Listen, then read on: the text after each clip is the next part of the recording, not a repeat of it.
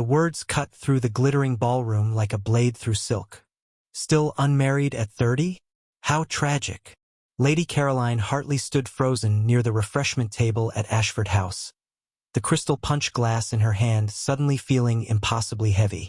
The speaker was Lady Beatrice Thornbury, her voice pitched just loud enough to ensure Caroline would hear every syllable, yet quiet enough to maintain the pretense of private conversation. One would think after 10 seasons, she would accept her fate with dignity. Lady Beatrice continued to her companion, Mrs. Georgiana Wells. Instead, she continues to parade about as though she still has prospects. At her age, it is rather pathetic, do you think? Mrs. Wells tittered behind her fan. My dear, I heard even the vicar's widowed brother declined to pay her court. A man of 45 with 3 unruly children, and still he found her unsuitable. What does that tell you? Caroline's fingers tightened on the glass until her knuckles went white. She had endured 10 years of this.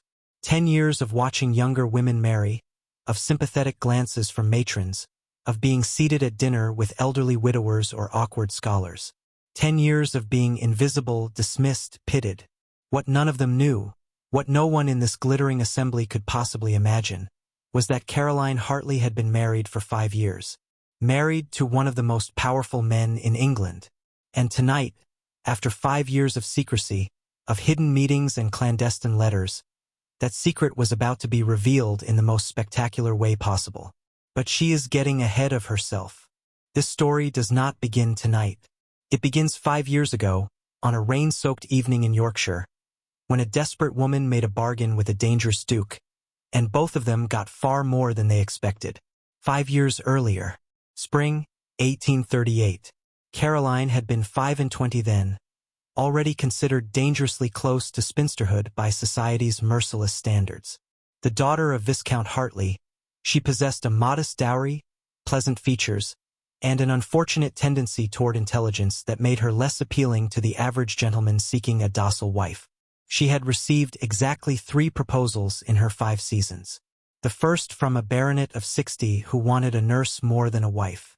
The second from a charming wastrel who wanted her dowry to pay his gambling debts.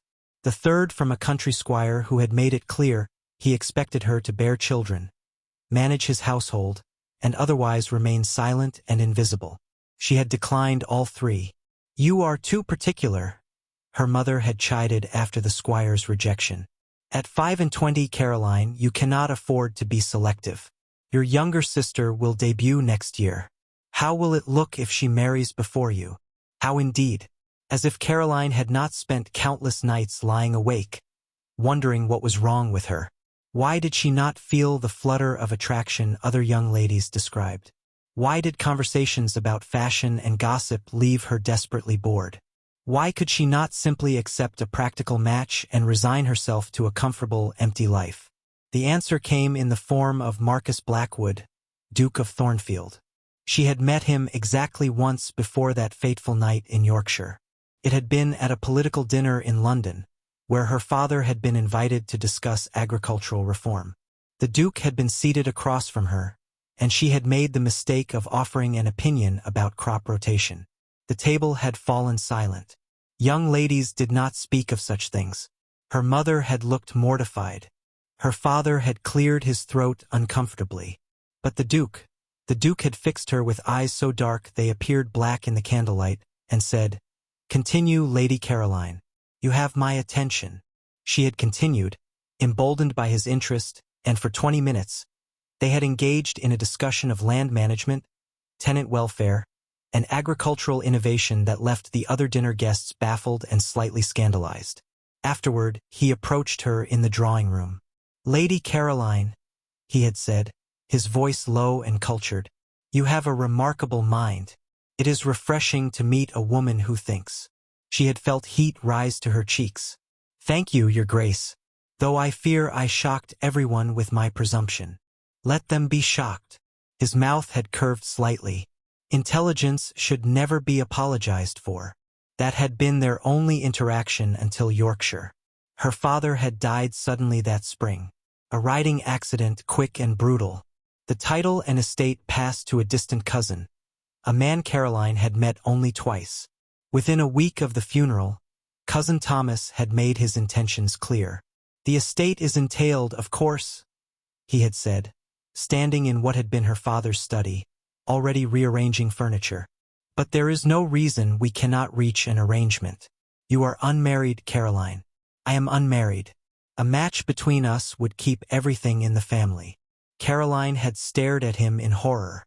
Thomas was 40, with a weak chin, wandering hands, and a reputation for cruelty to servants. The thought of marrying him made her physically ill. "I need time," she had managed, "to mourn my father." Of course, of course." His smile had been indulgent and possessive. "But do not take too long, cousin. You and your mother will need to vacate the dower house eventually.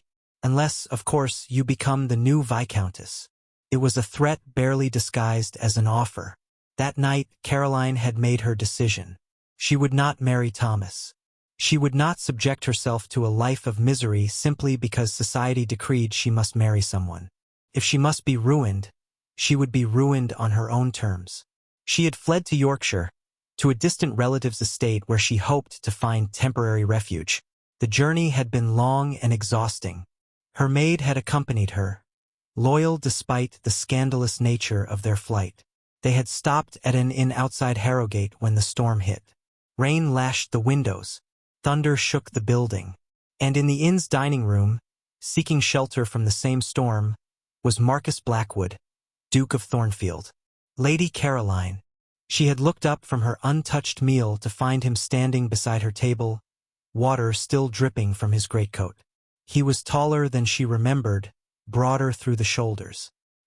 His dark hair was plastered to his head, and those black eyes studied her with an intensity that made her breath catch. "Your Grace." She had risen, curtsying despite her own bedraggled state. What an unexpected surprise. Indeed. He had glanced at her maid, who sat at a nearby table, then back at Caroline. "Forgive my presumption, but you appear to be traveling without proper escort. Is Viscount Hartley nearby?" The mention of her father had made her eyes sting with sudden tears. "My father passed away 3 weeks ago, Your Grace." Something had shifted in his expression. Not pity, which she could not have borne, but understanding. "I am sorry for your loss. He was a good man." "Thank you. Where are you traveling?"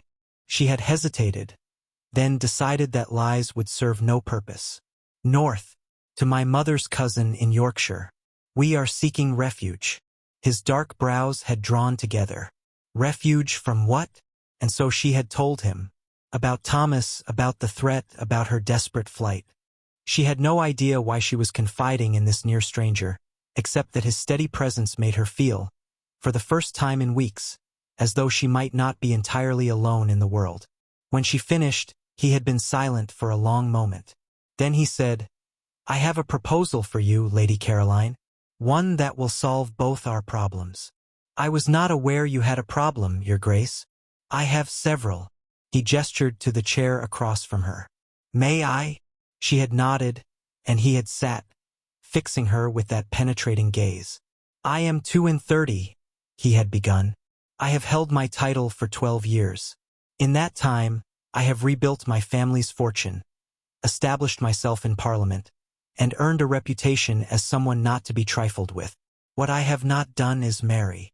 "I had noticed," Caroline had said carefully.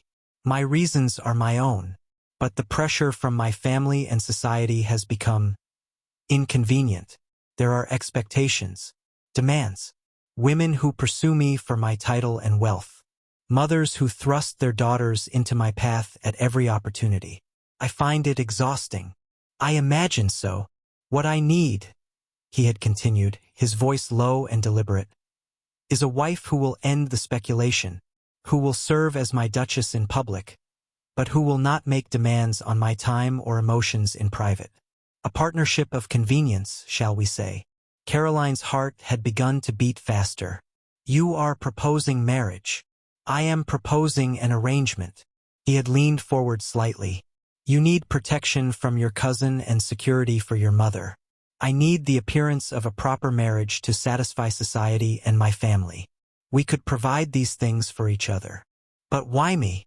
The question had burst out before she could stop it. Surely you could have your pick of any young lady in England. Because you are intelligent enough to understand the terms, practical enough to accept them, and desperate enough to agree. He had said it without cruelty, simply stating facts. And because when we met in London, you were the first woman in years who treated me as a person rather than a prize to be won. Caroline had sat back, her mind racing. It was mad. Absolutely insane. And yet, what exactly would this arrangement entail? She had asked. A legal marriage properly executed. You would become the Duchess of Thornfield, with all the rights and privileges that entails. I would settle your mother comfortably, ensuring she never has to rely on your cousin's charity. In return, you would appear with me at necessary social functions, manage my households, and maintain the appearance of a proper marriage. And in private? His expression had been unreadable. In private, we would lead separate lives. You would have your own chambers, your own interests, your own freedom within the bounds of propriety. I would require your discretion about the nature of our arrangement, but I would not require other wifely duties. Heat had flooded Caroline's face, but she had forced herself to hold his gaze. You mean you would not expect me to share your bed? Not unless you wish to. I am not a monster, Lady Caroline. I am simply a man tired of society's expectations and willing to meet them on my own terms. She had thought of Thomas, of his possessive smile and wandering hands, of a future spent trapped in a marriage to a cruel man, bearing his children, enduring his touch. And then she had thought of this alternative: freedom, security, respect, and the title of Duchess to protect her from ever being vulnerable again. I accept, she had said. Marcus had nodded once, as though he had expected nothing less. We will marry by special license as soon as it can be arranged. But there is one condition, Lady Caroline. One I must insist upon. Yes, the marriage must remain secret. Completely and absolutely secret. She had stared at him. I do not understand. I have enemies, he had said, and for the first time, she had heard something dark in his voice. Men who would use any perceived weakness against me. If they knew I had married, they would target you to get to me. I will not allow that. Then what purpose does marriage serve? If no one knows, my family will know. My solicitors will know. The marriage will be legal and binding, protecting you from your cousin. But to society at large, you will remain unmarried, Lady Caroline Hartley. You will live quietly, probably in the country. We will see each other rarely, and always in secret. For how long? Until I have neutralized the threats against me. A year, perhaps 2. But it had not been 2 years. It had been 5. 5 years of living in a beautiful manor house in Derbyshire that the Duke provided. 5 years of telling her mother and the few people who asked that she was serving as a companion to an elderly widow. 5 years of Marcus visiting once a month, sometimes more, always after dark, always in secret. And 5 years of something neither of them had anticipated. Falling deeply, irrevocably in love. The first year had been exactly as Marcus promised. Businesslike, practical, separate. He had married her in a small church in Yorkshire with only the vicar, his solicitor, and her maid as witnesses. He had settled her mother in a comfortable cottage in Bath with enough income to live independently. He had purchased Rosewood Manor in Derbyshire and established Caroline there with a full staff and instructions that she was to want for nothing. I will visit when I can, he had told her after the ceremony, standing in the entrance hall of her new home. I will write to keep you informed, but you must tell no one about our marriage. Not your mother, not your friends, no one. I understand, she had said, though the loneliness of it had already been settling into her bones. He had studied her face for a moment. If you find this intolerable, if you wish to renegotiate our arrangement, you need only write to me. I am fine, Your Grace. Marcus, he had corrected. In private you should call me Marcus. We are married, after all, even if no one else knows it. That first month had been strange. Caroline had thrown herself into managing the household, reading extensively, and taking long walks through the Derbyshire countryside. She had written cheerful letters to her mother, carefully editing out any mention of her marriage. She had told herself she was content. And then Marcus had arrived for his first visit. It had been near midnight, his horse clattering into the stable yard. Caroline had been reading in the library and had rushed to the entrance hall, her heart hammering inexplicably. "Is something wrong?" she had asked as he strode through the door, still in his riding clothes. "No." He had pulled off his gloves, his dark eyes finding hers. I wanted to ensure you were settling in properly." They had sat in the library, awkward at first, making stilted conversation about the house and the staff. But then Caroline noticed the book he was carrying. "Adam Smith," she had said, recognizing the volume. "Are you reading The Wealth of Nations? I am considering its application to certain parliamentary reforms." He looked surprised. "Are you familiar with it?" "I have read it twice. The section on division of labor is particularly fascinating, though I think he underestimates the importance of agricultural workers in the overall economic system." And just like that, they had been talking. Really talking, the way they had that dinner in London. Hours had passed before Marcus had glanced at the window and noticed dawn approaching. "I should go," he said reluctantly, "before the servants see me." "Of course." At the door he paused. "Caroline, I enjoyed this evening. Very much. As did I. Perhaps next month we might speak more? About Smith and other topics." She smiled. "I would like that." The second visit had been easier. The third is still easier. By the 6th month, Marcus was visiting twice monthly, and their conversations had expanded from economics and politics to literature, philosophy, and eventually more personal matters. "Why did you really never marry?" Caroline had asked one evening as they sat before the library fire. They had grown comfortable enough that propriety had relaxed somewhat. She sat curled in a chair, her feet tucked beneath her gown, while he stretched out in the opposite chair, his usually severe expression softened by firelight. "I told you, society's expectations were tiresome. That is not the whole truth."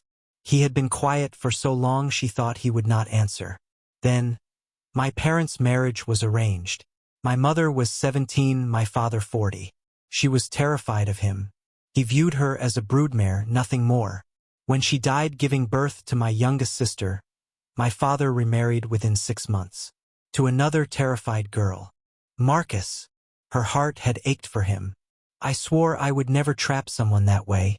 Never make a woman afraid of me or reduce her to a mere function. So I remained unmarried, until the pressure became unbearable. And I realized I could satisfy society's demands without actually inflicting myself on some poor young lady who would have no choice but to endure me." "You are nothing like your father," Caroline had said fiercely. "Nothing at all." He had looked at her then with something in his eyes that made her breath catch. "You barely know me, Caroline. I know enough. I know you have been unfailingly kind to me. I know you settled my mother comfortably and never once made me feel like a burden or an obligation. I know you treat your servants with respect and your tenants with fairness. That is not the behavior of a cruel man. Perhaps I am merely skilled at deception. Or perhaps you have convinced yourself you are someone you are not." She had leaned forward. "Why do you do that? Why do you insist on painting yourself as cold and heartless when you are clearly neither?" "Because it is safer." The words had come out rough. "For everyone." The tension between them had been electric. Caroline had felt drawn to him in a way she had never experienced before. Not the vague romantic notions young ladies were supposed to feel, but something deeper. A recognition. Connection. She had forced herself to sit back. "It is late. You should go before the staff rises." He had left, but something had shifted that night. Some invisible barrier had begun to crack. By the end of the first year, Caroline had realized with dawning horror that she was falling in love with her husband. Her husband had married her as a matter of convenience. Her husband had explicitly stated he wanted a marriage in name only. Her husband, who was supposed to remain an absent figurehead in her quiet, separate life. She had tried to protect her heart, had tried to maintain the emotional distance their arrangement required. But Marcus kept coming back, kept sitting with her by the fire, sharing his thoughts, his frustrations, his rare moments of humor. Kept looking at her with those dark eyes that seemed to see straight through her carefully constructed walls. The second year brought subtle changes. Marcus's visits increased to weekly, sometimes twice weekly. He began arriving earlier in the evening, staying later into the morning. They had dinner together. They walked the grounds. They fell into an easy partnership that felt less like an arrangement and more like a genuine marriage. "Tell me about your childhood," he had asked one autumn evening as they walked through the gardens.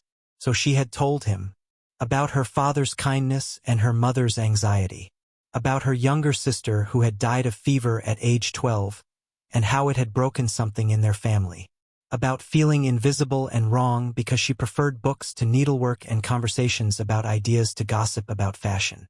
"I have always felt like I did not quite fit," she had admitted, "like there was some essential feminine quality I lacked." The other young ladies seemed to understand intuitively how to be charming and appealing. "I never learned that skill." "Good." Marcus had stopped walking, turning to face her. "The world has enough charming, empty-headed ladies.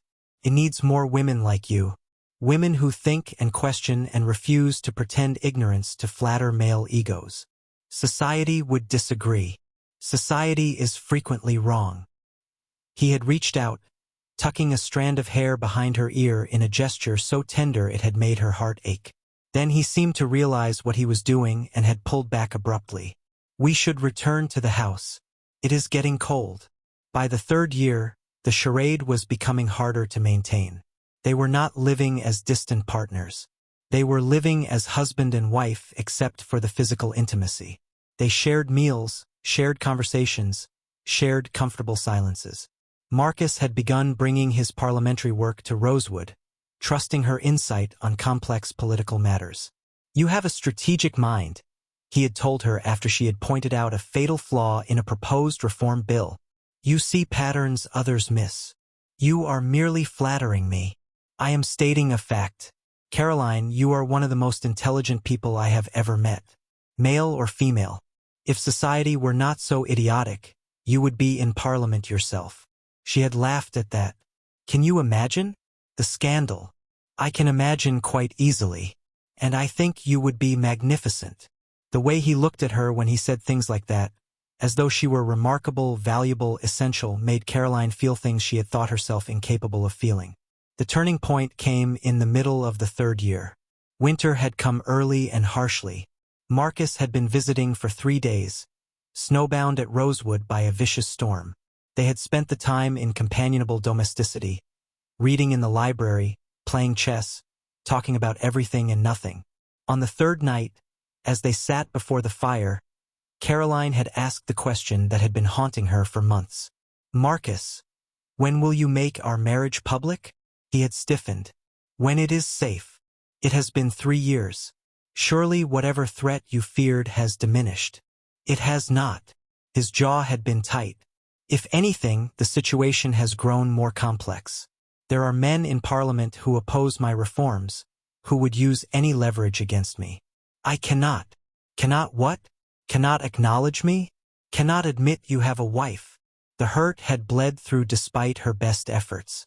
"Or is it that the arrangement has proven so convenient you see no reason to change it? That is not fair. Is it not?" She had stood, agitation driving her to pace. "You have a duchess, Marcus. One who costs you little, demands nothing, and remains conveniently hidden away. Why would you ever choose to complicate that? You think I want this?" He had surged to his feet, his control finally cracking. "You think I enjoy living this lie? Visiting my own wife like some sort of clandestine lover? Leaving before dawn as though I am ashamed of her? Then why do you continue to do it?" "Because I am terrified." The words had exploded from him. "Because Lord Ashford has already tried twice to sabotage my reforms through blackmail and intimidation. Because Lord Pemberton has made it clear he would destroy anyone I care about to get to me. Because the thought of you becoming a target, of men like that using you as a weapon against me, makes me physically ill." Caroline had stared at him, shock rendering her speechless. Marcus had run a hand through his hair, his facade of control completely shattered. You want the truth? The truth is that you have become the most important thing in my life, Caroline. Somewhere over the past 3 years, this arrangement stopped being an arrangement and became everything. And that terrifies me because it means I have given my enemies the perfect weapon. Marcus. Her voice had been barely a whisper. I love you. He had said it with the desperation of a man who had been holding back a flood. I love you so completely it consumes me. Every time I ride away from this house, I want to turn back. Every day we spend apart is torture. But I will not put you in danger.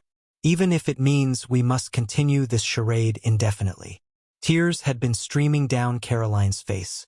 You love me. Desperately. Probably since that first dinner in London when you argued with me about crop rotation and looked at me as though I were a person rather than a title. He had moved toward her, his hands coming up to frame her face. I know this is not what you agreed to. I know I have no right to burden you with feelings you did not ask for. But I cannot keep pretending. Not with you. You are an idiot, Caroline had said, and then she kissed him. It had been tender at first, tentative, both of them learning. Then Marcus had made a low sound in his throat and had pulled her closer, and the kiss had deepened into something urgent and necessary. When they finally broke apart, both breathing hard, Caroline had whispered, I love you too. I have loved you for more than a year. I thought I was going mad with it. Caroline. He had rested his forehead against hers. My Caroline. So what do we do now? Now, he had said. I stopped treating you like a secret to be hidden. Now we live as husband and wife in truth, even if the world does not yet know. And I work twice as hard to eliminate the threats that keep me from claiming you publicly. That night, Caroline had moved from her separate chambers into Marcus's bed, and their marriage of convenience had transformed into something neither of them had dared hope for. A genuine love match. But the secrecy had continued, and continued, and continued. 5 years. Caroline had been patient, had understood Marcus's fears, had even agreed with his caution, at least initially. But as months turned to years, and years accumulated, the weight of the secret had begun to crush her. She saw her mother perhaps twice a year, always inventing elaborate stories about her position as a companion. She had no real friends, because how could she explain her life? She attended no social events, received no visitors beyond Marcus. She was a duchess in name, but in practice she was a ghost. And now, at 30 years old, she had returned to London at her mother's insistent request for her sister's wedding, and she was being mocked as a spinster. Again, the irony was bitter. You could tell them, her maid Sarah had said the morning after the Ashford house ball. You could simply announce the truth. I gave Marcus my word, Caroline had replied, but her voice lacked conviction. That evening, Caroline had done something she had never done before. She had gone to Marcus's London townhouse. In 5 years of marriage, she had never visited him there. He had always come to her, keeping their worlds separate. She had used the servant's entrance, had climbed the back stairs, and had slipped into his study like a thief. And there he was, standing before the fire, still in his evening clothes, looking exhausted and careworn. Caroline, he had spun around, his eyes widening. What are you doing here? If someone sees you, if someone sees me, what terrible thing will happen, Marcus? What danger that you have been protecting me from for 5 years will finally manifest? He had frowned. You know the risks. Do I? Because from where I stand, it seems the greatest risk is that you will have to actually acknowledge me. That you will have to stand before society and admit you have a wife. A wife who is not some perfect 20-year-old beauty, but a 30-year-old woman who has wasted 5 years of her life waiting for you to find the courage to claim her. That is not fair. No, what is not fair is that I endured Lady Beatrice Thornbury tonight telling everyone in earshot that I am a pathetic spinster. What is not fair is that I have to watch my mother worry about my future when I have been married for 5 years. What is not fair is that the man who claims to love me keeps me locked away like a shameful secret. Marcus's face had gone pale. You know that is not how I see you. Then how do you see me, Marcus? Because I am starting to wonder if this arrangement suits you too perfectly. You have a wife when it is convenient, when you want companionship or conversation. But you face none of the social obligations, none of the scrutiny, none of the compromise that marriage usually entails. You have everything you want and no inconvenience at all. That is not true. His voice had been low and dangerous. Do you have any idea how difficult it is for me to leave you every time? To walk away knowing I cannot claim you, cannot protect you publicly, cannot show the world what you mean to me? Then stop walking away. The words had torn from her. Stop choosing your political maneuvering over me. Stop letting your fear control us. Marcus, I love you. I have loved you for years. But I cannot continue to be invisible. I cannot continue to be no one. You are not no one. You are everything. Then prove it. She had stepped closer, her eyes blazing. Make our marriage public. Stand before society and claim me as your duchess. Not next year, not when it is more convenient, not when you have defeated all your political enemies. Now, tomorrow. Choose me, Marcus. Finally, actually choose me. The silence had stretched between them, electric and painful. I need time, Marcus had finally said, and Caroline's heart had shattered. Time, of course. She had turned toward the door. It has only been 5 years. What is a few more? Caroline, please. I am going to Bath. To visit my mother. She had paused at the door, not turning around. When you decide you are ready to have a wife instead of a convenient arrangement, you know where to find me. But I will not wait forever, Marcus. I cannot. She had left then, walking out into the London night, and she had not looked back. That had been 3 weeks ago. 3 weeks of silence from Marcus. 3 weeks of living with her mother and inventing yet more stories about her life. 3 weeks of slowly accepting that perhaps their love was not enough. That perhaps Marcus would never find the courage to choose her over his fears. And then the invitation arrived. The Duke of Ashford was hosting the grandest ball of the season. The guest list included everyone who mattered in London society. And tucked inside the invitation, in Marcus's distinctive handwriting, was a note. Come, please, let me prove I choose you. Let me show you what you mean to me. I love you, always, M. Which was how Caroline found herself back in that ballroom, standing near the refreshment table, listening to Lady Beatrice mock her unmarried state, and wondering what Marcus had planned. She did not have to wonder for long. The master of ceremonies appeared at the top of the grand staircase, his voice ringing out over the assembled guests. His Grace, the Duke of Thornfield. The ballroom fell silent. Marcus Blackwood descended the stairs with the controlled power of a man who owned every room he entered. He wore evening clothes of severe black, the only ornamentation his family's signet ring and a ruby cravat pin that Caroline had given him on their first anniversary. An anniversary no one had known they were celebrating. His dark eyes swept the room until they found her, and the intensity in that gaze made her breath catch. Your Grace! Lord Ashford approached Marcus at the bottom of the stairs, slightly flustered. We did not expect you this evening. You declined the invitation, I believe. I changed my mind. Marcus's voice carried clearly through the now silent ballroom. I have an announcement to make. And this seemed an appropriate venue. Whispers erupted. The Duke of Thornfield was notorious for avoiding such social occasions. His presence alone was remarkable. That he had an announcement to make was unprecedented. Lady Beatrice Thornbury had moved closer to Caroline, her face alight with malicious curiosity. I wonder what the Duke could possibly have to announce. Perhaps an engagement at last? Some poor girl will finally become his duchess. Caroline said nothing, her heart hammering against her ribs. Marcus walked directly toward her. The crowd parted before him like water. With each step, Caroline felt the weight of hundreds of eyes upon them both. The speculation, the curiosity, the hunger for gossip. He stopped directly before her, so close she could see the fine lines around his eyes, the tension in his jaw, the barely controlled emotion in his dark gaze. Lady Caroline Hartley, he said, his voice pitched to carry through the entire ballroom. Forgive my presumption, but there is something I need to say to you, something I should have said 5 years ago. Caroline's hands were trembling. "Your Grace, I have been a coward," Marcus interrupted, and shocked gasps rippled through the crowd. "For 5 years, I have hidden the truth out of fear. Fear of my enemies, fear of political repercussions, fear of 1,000 things that seemed so important at the time. But standing here now, watching society dismiss and diminish the woman I love most in this world, I realized that the only thing I should have feared was losing her."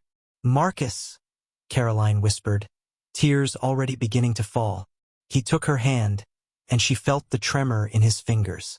This powerful, controlled man was shaking. "5 years ago," he said, his voice raw with emotion, "I married the most extraordinary woman I have ever met. I married her in secret, telling myself it was to protect her. But the truth is I was protecting myself. Protecting my pride, my political position, my carefully controlled life. And in doing so, I committed a grave injustice against her." The ballroom erupted in chaos. Voices rising, ladies gasping, men shouting questions. But Marcus never looked away from Caroline. "I have watched this woman be dismissed as a spinster while she has actually been my duchess for 5 years.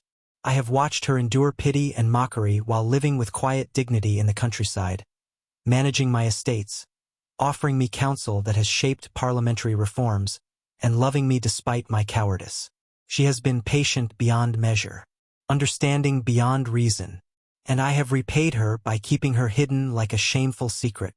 This is outrageous." Lady Beatrice's voice cut through the noise. "He cannot possibly be serious. Married to Lady Caroline? She is 30 years old, unmarried, and—" "She is 30 years old," Marcus said, his voice hardening as he finally looked away from Caroline to address Lady Beatrice directly. "And she has been married to me since she was 25, which makes her the Duchess of Thornfield. Which means, Lady Beatrice, that you have just been standing here mocking one of the highest-ranking women in this room. I trust you will adjust your behavior accordingly." Lady Beatrice went white, then red, then looked as though she might faint. Marcus turned back to Caroline, his expression softening. "I have the marriage certificate witnessed and legally binding. I have 5 years of correspondence that anyone may read if they doubt the truth of my words. But more importantly, I have 5 years of memories. 5 years of conversations that challenged me, silences that comforted me, and love that transformed me. You, Caroline, have made me a better man. Kinder man. A man who finally understands that some things are worth any risk." He dropped to one knee, right there in the center of the ballroom, and Caroline heard her mother's shocked gasp from somewhere in the crowd. "I cannot ask you to marry me," Marcus said, his eyes never leaving hers, "because you are already my wife, but I can ask you to forgive me, to give me another chance, to let me claim you publicly as you have always deserved to be claimed. Caroline Hartley, Duchess of Thornfield, my wife, my love, my everything. Will you let me prove, every day for the rest of our lives, that I choose you? That I will always choose you?" Caroline could barely see him through her tears. 5 years. 5 years of secrecy, of loneliness, of feeling invisible. And now, here he was, on his knees before the entire ton, offering her everything she had ever wanted. "You are an idiot," she said, her voice shaking with emotion. A ripple of nervous laughter went through the crowd. "I know," Marcus agreed, a slight smile touching his mouth. "You should have done this years ago. I know that too. And you are going to spend the next 50 years making this up to me. I will spend the next 50 years trying." He reached into his coat and withdrew a velvet box. "I had this made 5 years ago. I have been carrying it with me ever since, too afraid to give it to you because once I did, once you wore my ring publicly, there would be no more hiding, no more pretending. I would have to face my fear and trust that we were strong enough to survive whatever came." He opened the box, revealing a ring that made Caroline's breath catch. A large sapphire, the exact color of the sky over Rosewood Manor at twilight, surrounded by diamonds that caught the candlelight. "Let me put this on your finger," Marcus said quietly. "Not in secret, not in hiding, but here before everyone who matters and everyone who does not. Let me show the world what you have always been. My Duchess, my partner, my wife. Caroline extended her trembling hand. Yes. Marcus slipped the ring onto her finger, then rose, pulling her into his arms and kissing her with a passion that made the assembled ladies gasp and the gentlemen look away, scandalized. When they finally broke apart, Caroline was laughing and crying at once. You have made rather a spectacle, she managed. Good, Marcus said fiercely. Let them all see. Let them all know that you are mine and I am yours, and that anyone who dares to slight you will answer to me. Lord Ashford cleared his throat nervously. Your Grace, this is most irregular. To announce such a thing without warning, to have been secretly married all this time. I care nothing for propriety, Marcus said, though his tone was more amused than angry. I have spent 5 years being proper, cautious, and practical. It nearly cost me everything that matters. If society finds this scandalous, so be it. I would rather have my wife publicly and bear the scandal than lose her to caution. Caroline's mother had pushed through the crowd, her face white with shock. Caroline, you have been married? For 5 years? And you never told me? Mama, Caroline began, but her mother surprised her by laughing. You clever, secretive girl. She shook her head, tears in her eyes. All those stories about being a companion. And here you have been a duchess this entire time. She turned to Marcus.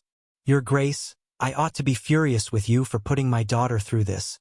But given the way you are looking at her, I suspect she has already extracted sufficient revenge. More than sufficient, Marcus agreed, his arm tightening around Caroline's waist. And she will have the rest of our lives to continue exacting it. The musicians, receiving some signal from Lord Ashford, began playing a waltz. Marcus turned to Caroline. Dance with me, Duchess. Let us begin the rest of our lives properly. As they moved together through the familiar steps, the crowd parted to give them space. Caroline could feel the weight of hundreds of eyes, but for the first time in 5 years, she did not care. Let them stare. Let them gossip. Let them whisper about the secret duchess and the duke who had finally claimed her. What made you change your mind? She asked quietly as they danced. You did, Marcus said. When you walked out of my study 3 weeks ago, I felt the ground disappear beneath my feet. I realized that I had been so focused on protecting you from hypothetical future threats that I was losing you to present reality. That my fear was destroying the thing I most wanted to protect. So you eliminated the threats? I eliminated some of them. Exposed Lord Ashford's financial improprieties to the right people. Gather evidence against Lord Pemberton's blackmail schemes. Made it clear that I would not be intimidated. He smiled grimly. But more importantly, I realized that I cannot control every danger. I cannot prevent every possible harm. All I can do is stand beside you, face whatever comes together, and trust that our love is strong enough to survive it. It is, Caroline said softly. It always has been. I know that now. He pulled her closer, scandalously close for a waltz. Forgive me, Caroline, for the years I wasted, for the pain I caused, for being too much a coward to trust in what we have. There is nothing to forgive, she said, and meant it. We are here now, together. Finally, actually together. Around them, other couples had begun to join the dance, though Caroline noticed many people were still staring, still whispering. Lady Beatrice had fled the ballroom entirely, to the satisfaction of several ladies who had apparently suffered her sharp tongue before. Tomorrow, Marcus said, we will return to Rosewood together, publicly as husband and wife. I will present you to London society properly as my Duchess. We will attend events together, host dinners together, face the gossip and speculation together. No more secrets. No more hiding. Together, Caroline agreed, joy flooding through her. Always together. As the music swelled and they turned gracefully through the steps, Caroline caught sight of their reflection in one of the ballroom's many mirrors. The Duke and Duchess of Thornfield, finally united publicly, finally freed from the prison of secrecy. She had spent 10 years being invisible, 5 years being hidden. But tonight, in Marcus's arms, Before all of London society, she was finally gloriously seen. The morning after the ball, London society could speak of nothing else. The secret duchess, the clandestine marriage, the dramatic public claiming.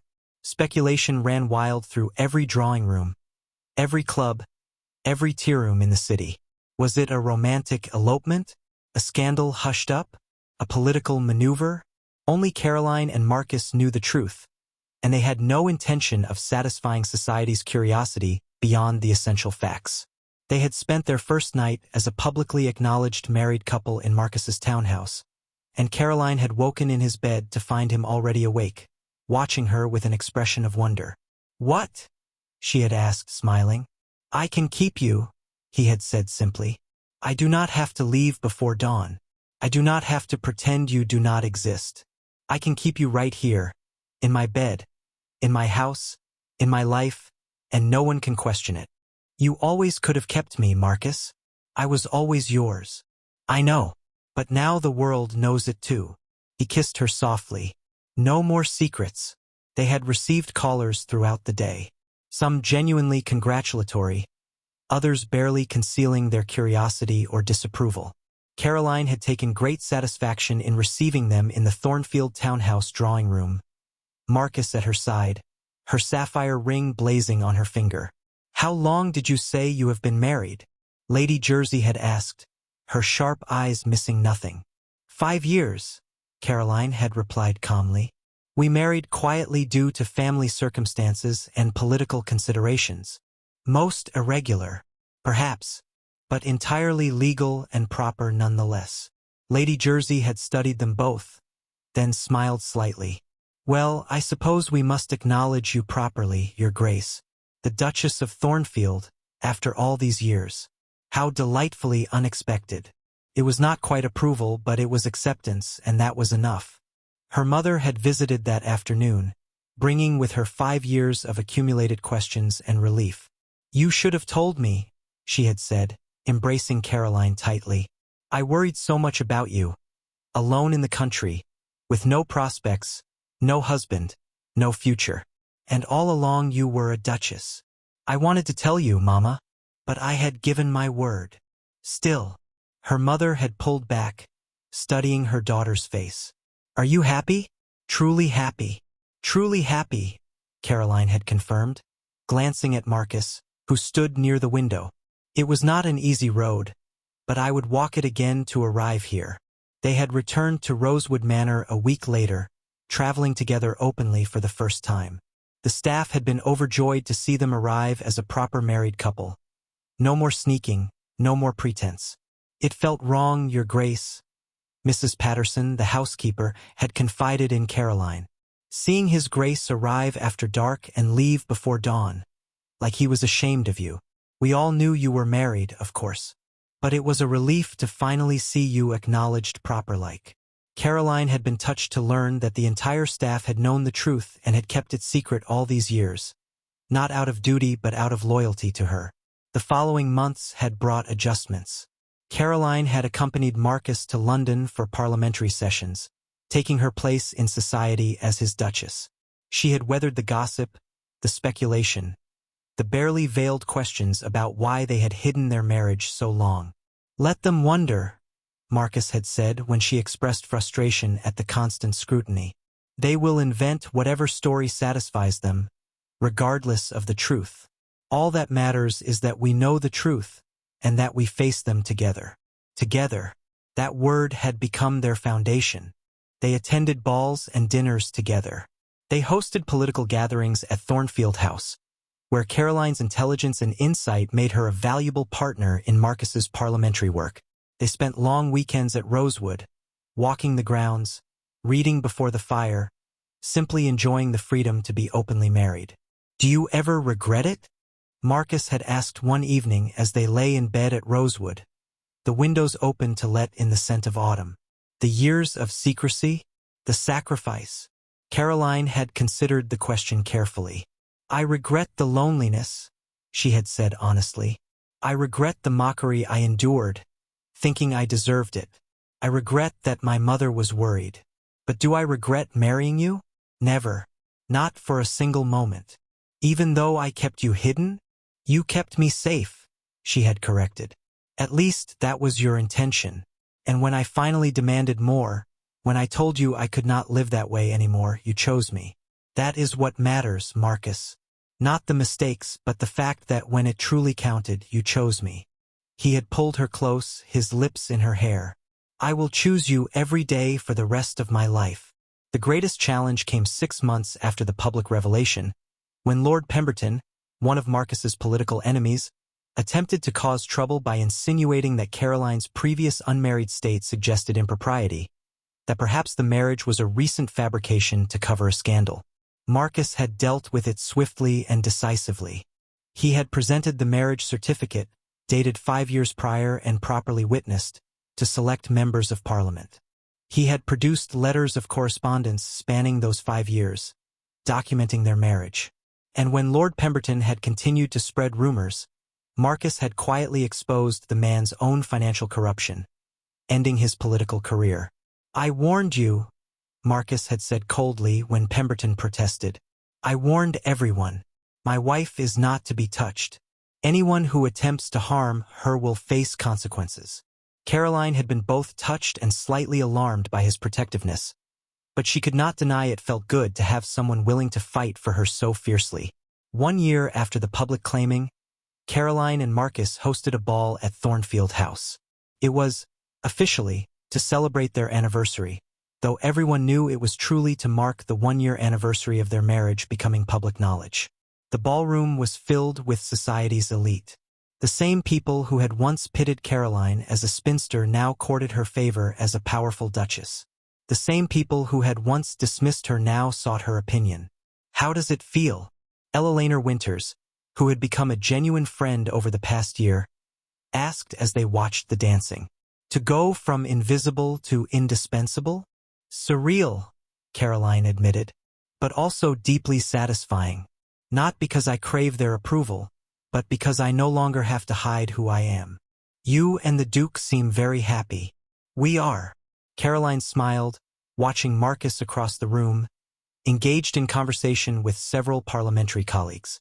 Even from a distance, she could see the moment he sensed her regard, the way his eyes found hers, the slight smile that crossed his face.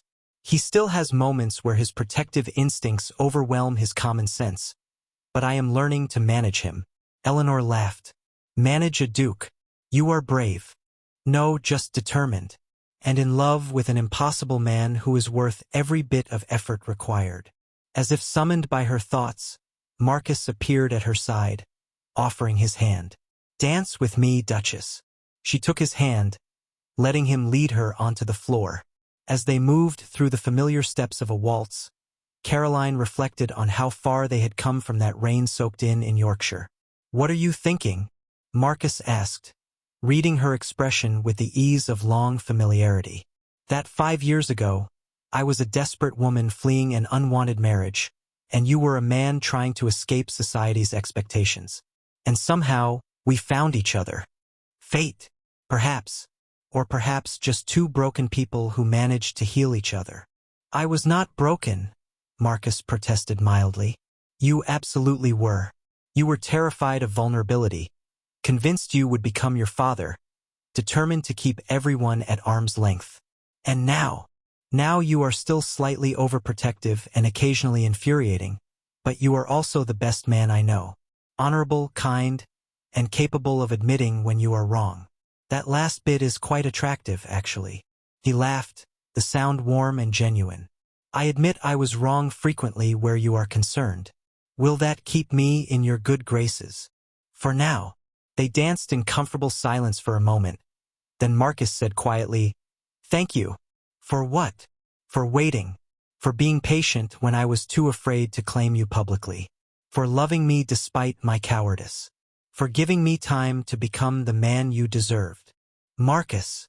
Caroline looked up at him, her eyes bright with emotion. You were always the man I deserved. You just needed time to see it yourself. The music swelled, and as Marcus pulled her closer, Caroline caught sight of them in one of the ballroom's mirrors. The Duke and Duchess of Thornfield, no longer separated by secrets, No longer hiding, no longer afraid. 5 years of secrecy had led to this.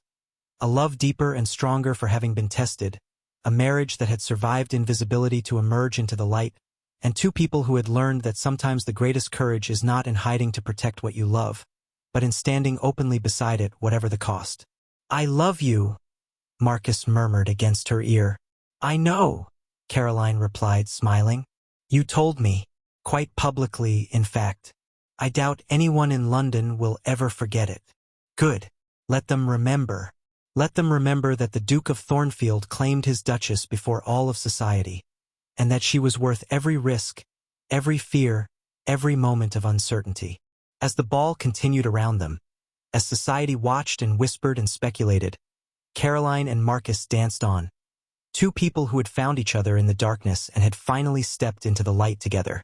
3 years later, Rosewood Manor rang with new sounds. The laughter of children. Caroline stood at the nursery window, watching Marcus in the garden below with their twin daughters, Catherine and Elizabeth, now 2 years old. He had one perched on each hip, both girls shrieking with delight as he pretended to be a fearsome beast stalking through the roses. The powerful Duke of Thornfield, terror of Parliament and scourge of his political enemies, completely undone by two small girls with dark curls and their mother's gray eyes. "He is going to spoil them rotten," Mrs. Patterson observed, appearing at Caroline's side with tea. "Utterly," Caroline agreed, not remotely concerned. "But he is also going to raise them to be strong, intelligent, and confident. He will teach them that their worth is not determined by their beauty or their marriageability, but by their character and their minds." "Just like their mother, then?" Caroline smiled. "I certainly hope so." The previous year had brought one final piece of healing. Marcus had invited Thomas, Caroline's cousin who had once threatened her, to Thornfield House. The man who had inherited the Hartley title had aged poorly, his estate failing, his reputation in tatters. "I could destroy you," Marcus had told him coldly, "for what you tried to do to my wife. But Caroline has asked me to be merciful, so I will make you an offer instead. I will invest in your estate, help you restore it to profitability. In return, you will acknowledge publicly that you attempted to force Caroline into an unwanted marriage, and you will apologize to her." Thomas had agreed, humiliated but desperate, and Caroline had received an apology she had never expected, closing that chapter of her life forever. Now, watching her husband play with their daughters, Caroline reflected on the strange path her life had taken. From invisible spinster to secret duchess to publicly claimed wife to mother. Each stage had brought its challenges, but each had also brought growth, strength, and ultimately, joy. "Mama," Catherine called from the garden, waving her small hand. "Papa says come play." Caroline laughed and made her way downstairs, emerging into the autumn sunshine. Marcus set down the twins, who immediately ran to their mother, chattering excitedly about the beast in the garden. "You are creating chaos," Caroline told Marcus as he pulled her into his arms, heedless of their daughters watching. "I am creating memories," he corrected. "Happy ones. The kind I never had as a child. The kind our daughters will carry with them always." "Sentimental," Caroline teased, but her eyes were soft. "Only with you. Only with them." He kissed her forehead. "You have made me soft, Duchess." "Good. The world has enough hard men. It needs more people who know how to love." The twins demanded their attention then, pulling their parents into some elaborate game involving dragons and castles.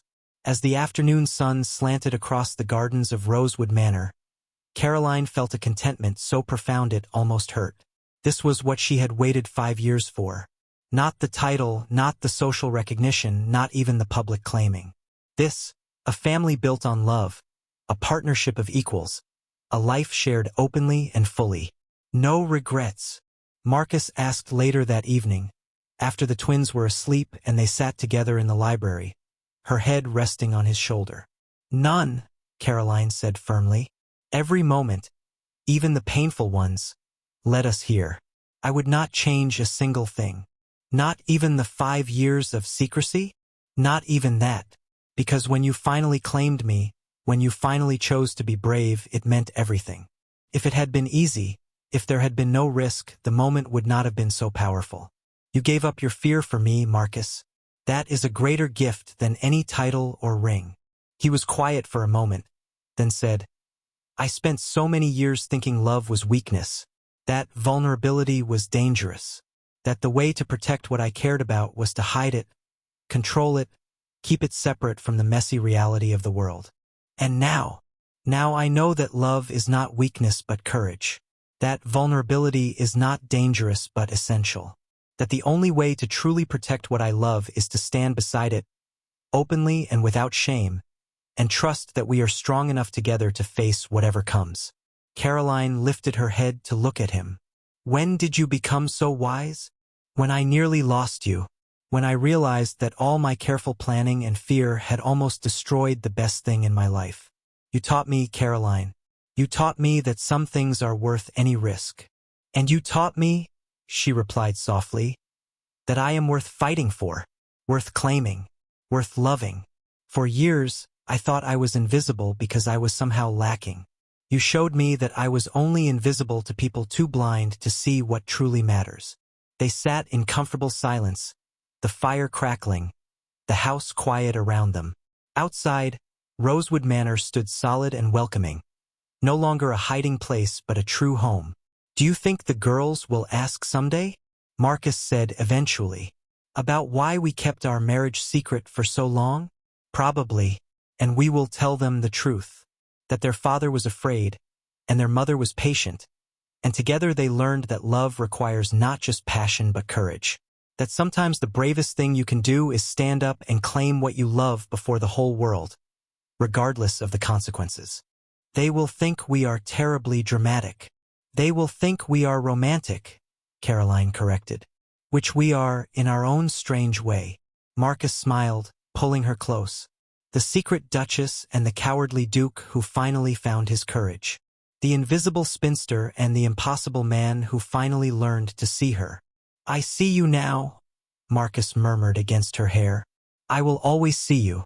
Caroline Blackwood, Duchess of Thornfield, my wife, my love, my everything. I see you, I claim you, and I will spend the rest of my life ensuring you never feel invisible again.